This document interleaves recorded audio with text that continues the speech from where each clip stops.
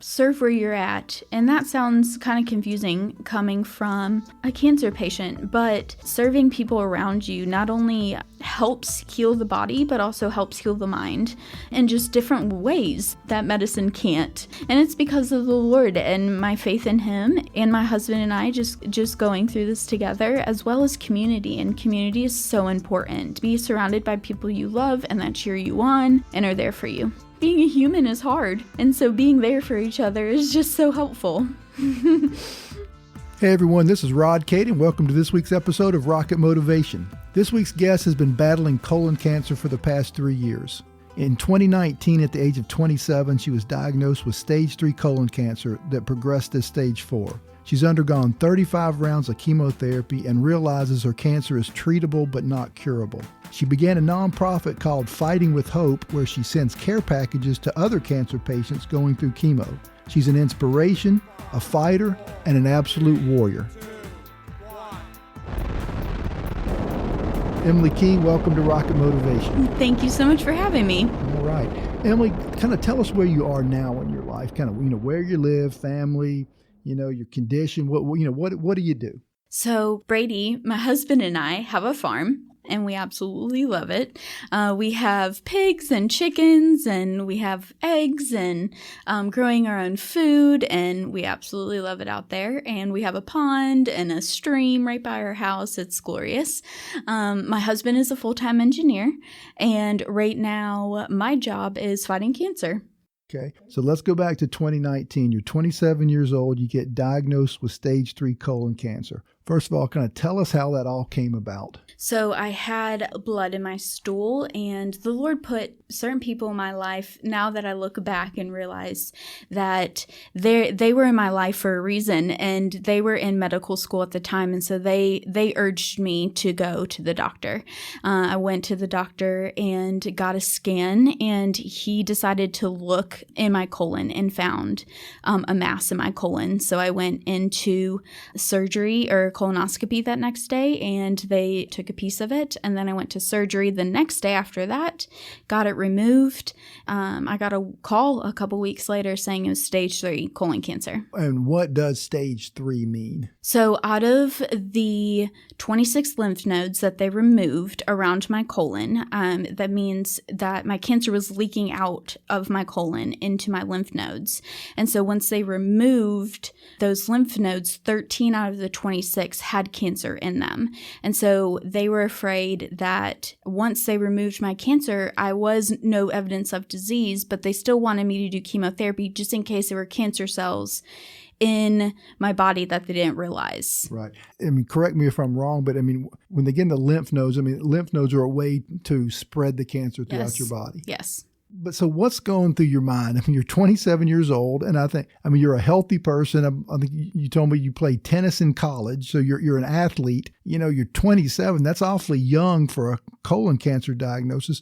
How does this thing hit you, and then how do you handle it? Well, there was a lot of disbelief when we first heard the word cancer. We thought for sure it's not cancer. It can't be cancer.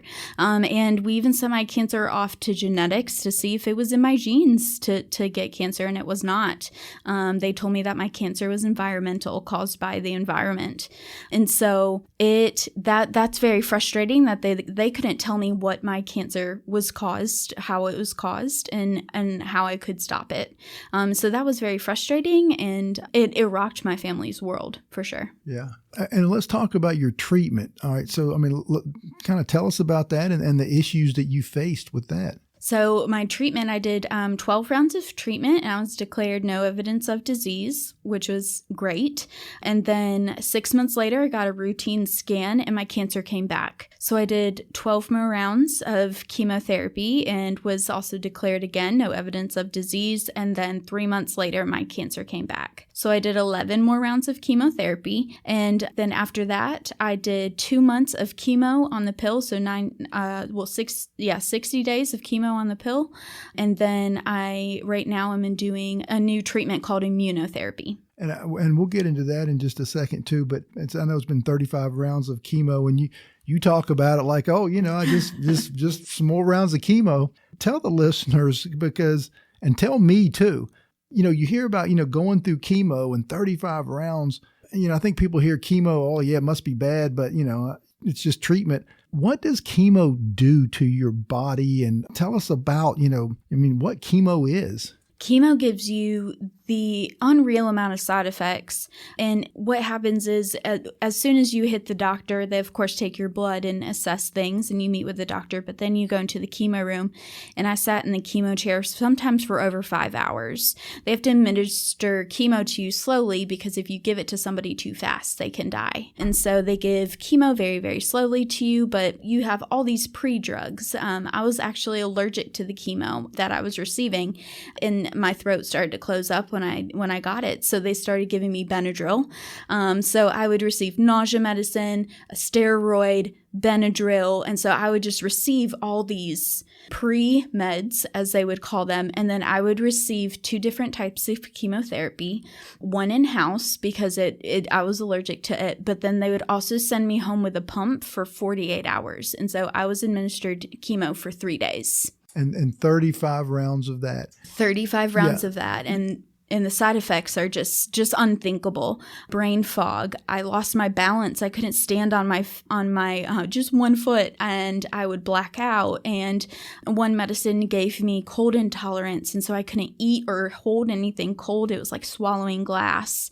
Obviously, loss of hair, loss of appetite, and tiredness. Just unreal tiredness. And I would presume that the more round you go through, the worse it gets. Yes. And after the first round, I was so happy that I cried because I thought, oh my gosh, if this is it, like this isn't that bad, I can do this.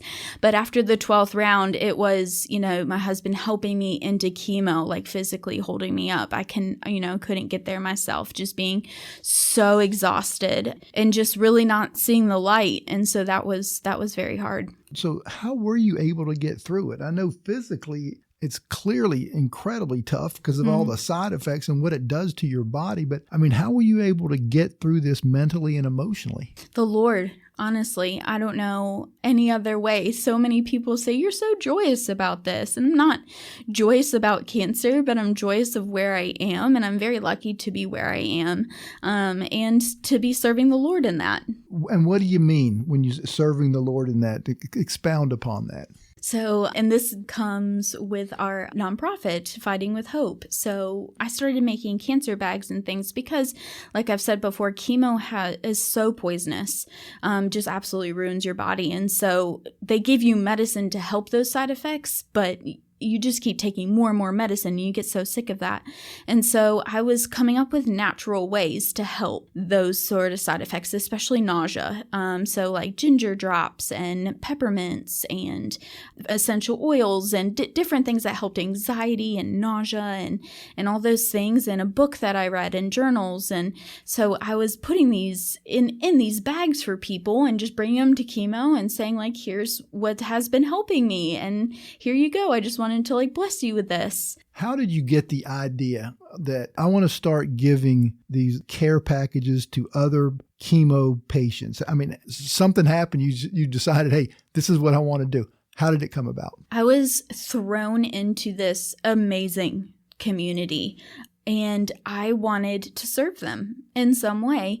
And I was praying to the Lord, how can I serve the cancer community? Because there's so many people that already do. So how can I serve them differently? And so I didn't want to keep those things a secret. I wanted to share with my other cancer patients, because when you're in chemo, you're surrounded by other cancer patients. And so you talk to them and know their life and what they're struggling with and what type of chemo they have. And so to look at those people in the eye and know that like, oh, I have something that might help me with nausea. Let me share let me share that with you. I would absolutely love to share that with them. And so that's what got the idea.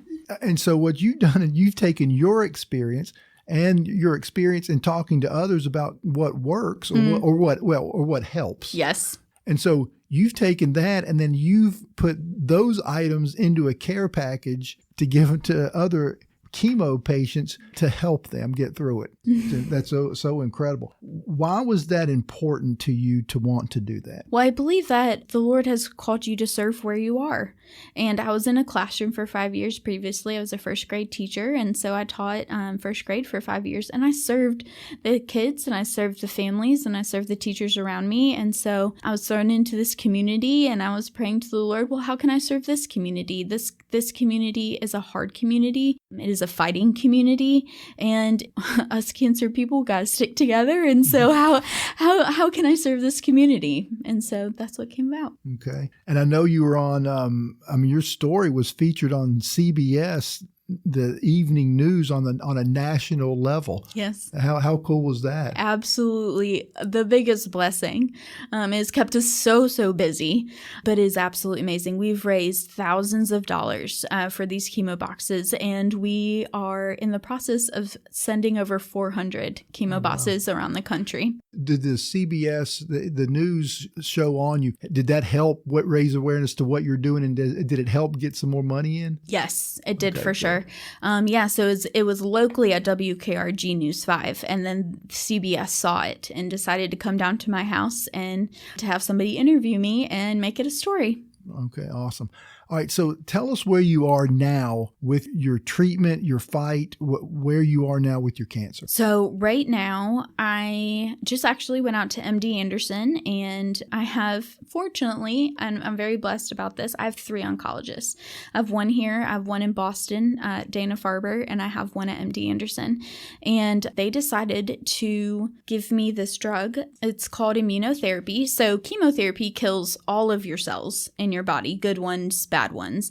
Immunotherapy lands on a cell and decides, okay, does this have her positive cancer protein in this cell? And if it does, it shoots chemotherapy into the cell and destroys it. But if it's a good cell, then it just moves on to the next one. It's really amazing, the medical technology today about what they can do. Yes. So your cancer is... Still stage 4, still in my lungs, and not curable, but treatable.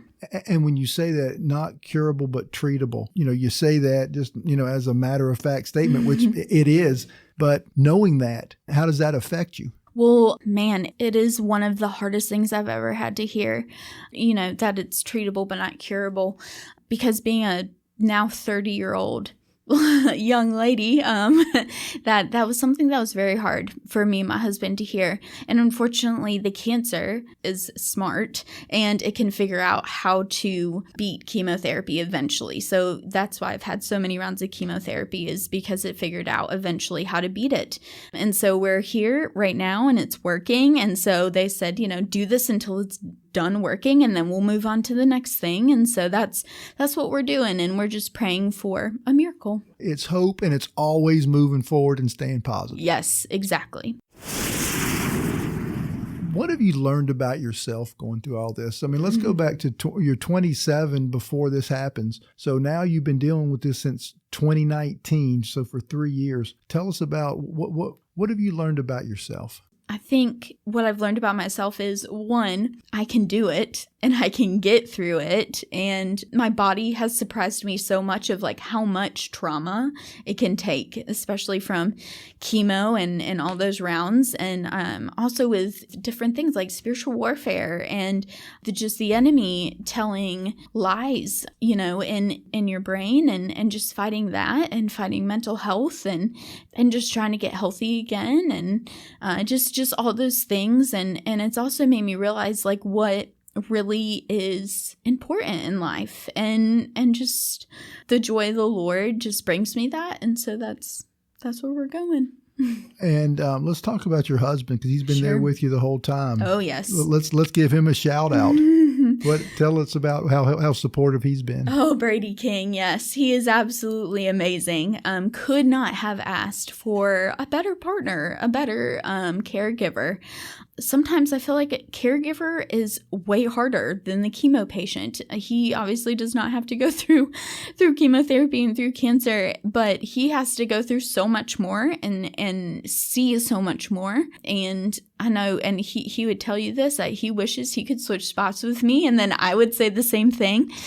So thankful I have it versus him, but he needs to be checked up on too. People need to ask him too, like, how are you doing? And I think that's something that has slipped the minds of a lot of people, is like, check on the caregiver as well. They're just as important as the actual patient. Right.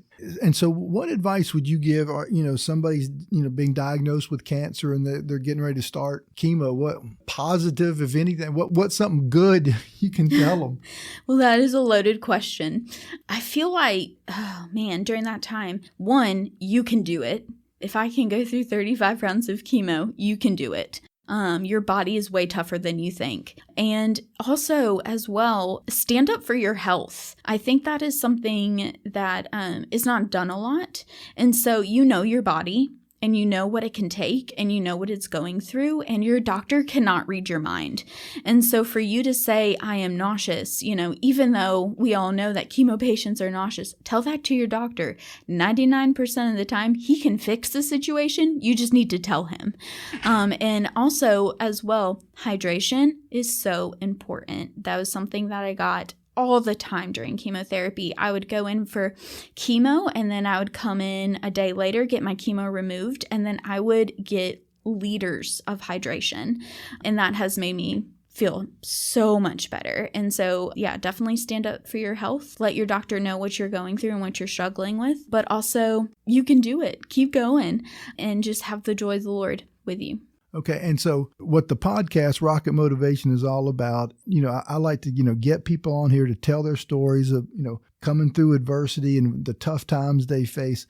So let's broaden out. I want to broaden the advice out. What advice would you give to people that are just going through tough times, facing adversity, down on their luck, based upon what you've been through? What advice can you give them?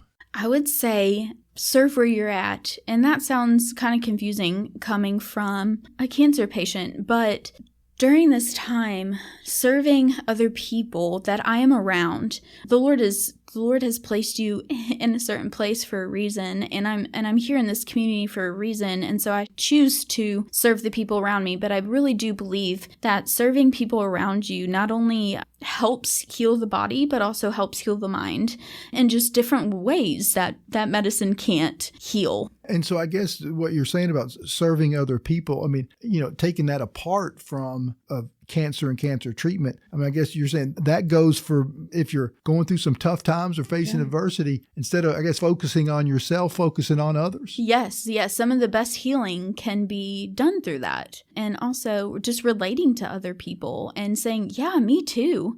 And sometimes being a human is hard. And so being there for each other is just so helpful. And let's talk a little bit more about, care for the caregivers. And I know this from me, when I broke my neck, I'm 15 years old, I'm paralyzed in the hospital. My mom and dad, well, especially my mom, but because my dad was working, but my mom was there every day at the hospital. She was wiped out. My grandmother had to come because I had 3 brothers and sisters at the house. Lives go on. My mom as the caregiver, she was wiped out. So when you talk about, your husband who's done so much, the care for the caregiver, kind of expound upon that, if you would. I feel like that they are not asked enough, how are you personally? They are asked a lot how we're doing, how's Emily doing, how's Rod doing? But for Brady to be asked truly, how are you doing? And I think that's just missed. And I also feel like that sometimes he needs just as much help as I do. He's now running a whole household when I'm down and out. And so he's running our house, and he's also accepting people who want to serve us, which is absolutely amazing, and meals and help and things like that. But he also has a full-time job, and he's a full-time engineer.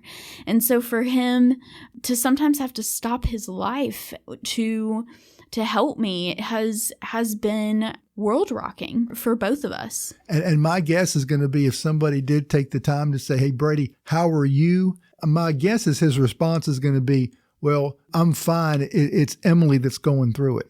Yes. But also we've talked about too, be honest with those people. And it's freeing to be so honest with those people. Like, man, this week was really hard. Emily was not feeling good. And I had all these things to do and I'm just really stressed out. And that's completely okay. And I told him that is okay for you to say that to people, because when they ask, they really want to know. And you said something about the spiritual warfare. It got kind of mixed into a sentence or in the middle of a sentence. I want to bring that out a little bit. What do you mean spiritual warfare? So the enemy just absolutely during this time makes you think some very dark thoughts that you would never think that, oh man, like I shouldn't have been thinking that. Whether it's, for instance, you and Brady, your marriage is not going to last that much longer because you're going to die soon anyway. And that's just not a thought that I want to have. And so, me being a woman, I keep that in sometimes and I let it digest. And the longer I let it digest, the worse it gets and the bigger it gets. And I feel like that's the enemy's way of winning. And that's what he wants you to see and wants to see you do. And so what I decided to do was I need to start saying these things out loud. And whether they're stupid or if they're untrue, which I know they are, Brady and I talk about it and we say it out loud and we pray over it. And then at that point, it's just so much better, so much better. Well, and I guess along those lines is, and this would be kind of, I guess, marriage advice. What do you think about just brutal honesty? That is what we talk about too. And we sit there together and we say, honestly, today, how is today? Or how is this week? And just honestly checking on each other and also realizing that some things that we say might not be true or might not seem true but that is in your mind. And so you just need to get it out and you just need to say it and give that person grace, because there's so much that we're both going through, and to give each other grace in that, and that like what we're thinking that's not our fault. It's the situation we're in. And so to give each other grace in that. Well, and do you sometimes get answers like, well, wait a minute, what? Yes, exactly. Yes. And yeah. And so I say, Brady, this is, what is going through my mind right now. I need to tell you. And he looks at me and he's like, well, that's just untrue. And I say, I know it's untrue. I just need to say it. And he's like, okay, let's say it. It's not true. Let's pray over it. It's always better to get it out. Oh, 100%. Well, Emily, it has been a pleasure having you on. I'm so glad that we got to do this. It's just a great episode, and I want to thank you for coming down. It's been my complete honor having you on my show. Thank you. It's such an honor to be on it. Thanks. What an inspirational story. Emily King not only is fighting her cancer fight, but helping others going through chemo fight their fight. Just a great story. Next week, we'll have another great episode on Rocket Motivation. See you then. Thanks for listening to my podcast. It's all about allowing regular people to tell their stories of inspiration and motivation. If you would like to get my book, Get Back Up, it's available at Amazon. Just put in Get Back Up and my name, Rod Cade, and the book will pop up. I'd appreciate it if you would subscribe to Rocket Motivation wherever you listen to your podcasts. And please rate and review the shows and spread the word about Rocket Motivation to your friends. So until next time, remember, never give up and always get back up.